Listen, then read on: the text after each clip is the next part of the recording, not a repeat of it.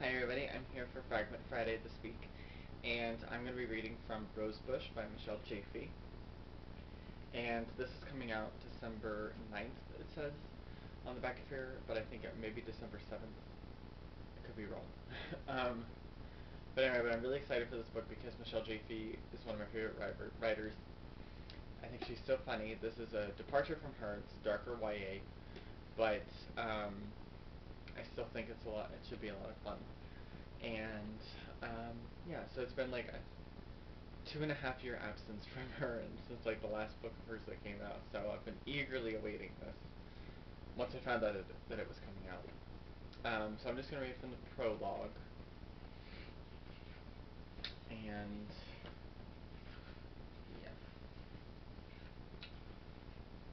the image is stark yet beautiful. It's just before dawn, at that moment when the world turns monochrome and everything is subsumed under a blanket of blue-gray light. The streetlights have gone off. The street is a still gray ribbon, scarred with two black marks trailing from the upper left of the picture to the lower right. In the background, blurry large houses hunker down, streaked dark from rain.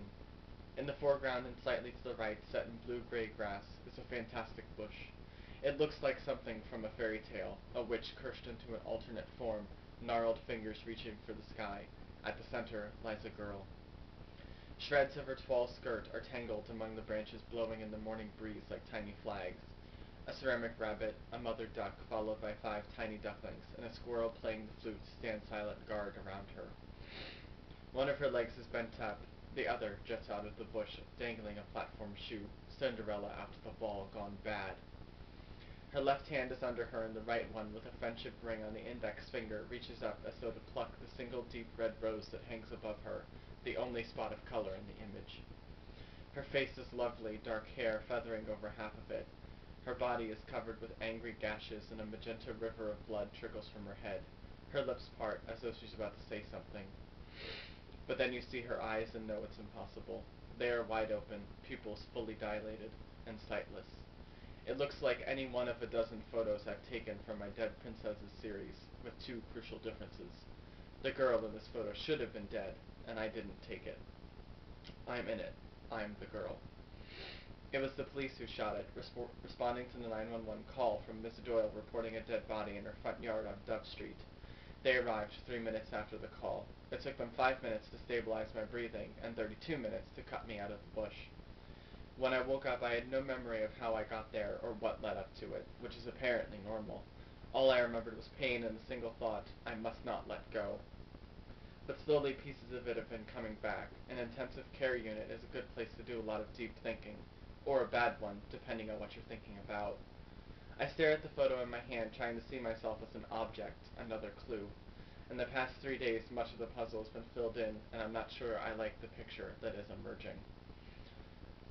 "Hello, Princess," says a cheery voice from the door of my room. I look up and see an unfamiliar man in scrubs walking in, and Miss Loretta. Loretta is the regular nurse in the ICU, the one I was used to seeing. Plus, she was on duty when I first opened my eyes, and even though I was only in the ICU 3 days, I felt like she and I knew each other well. Time passes in strange ways in the ICU, allowing you to form unusual relationships. "Oh, that's ICU time," Loretta had explained to me. ICU time. It's like how they say dogs age 7 years for every one of ours.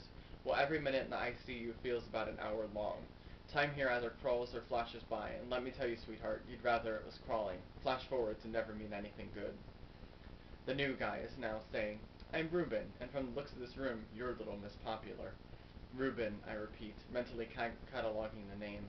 One thing Loretta likes to do is gossip, but I can't remember her saying anything about him. He fingers several bouquets on the windowsill, ending up with the 2 dozen roses, red roses. "This must have sent someone back plenty. I wish I could find a boyfriend as generous." "They're not from my boyfriend," I tell him. "Woohoo, then you're doing something right. What about this guy?" He picks up a teddy bear wearing a muscle shirt that says, "Get well very soon." Not sure if that's from a friend or an enemy. Me either. I'm thinking about how that's true in more ways than one as he moves on to study the rest of the get well presents covering every surface of the room. So I only half pay attention as he asks about the card with the puppies on it playing instruments from David, and the balloon bouquet from Nikki with the card that says cheers. Now Reuben is standing in front of a heart-shaped wreath of roses, flanked by a figurine and a doll. What are all these over here? From your secret admirer, he reads aloud from one of the cards. All of this? He gestures. I nod. So let me see. You've got a boyfriend, a not boyfriend, and a secret admirer. He shakes his head at me. Girl, no wonder someone tried to run you down.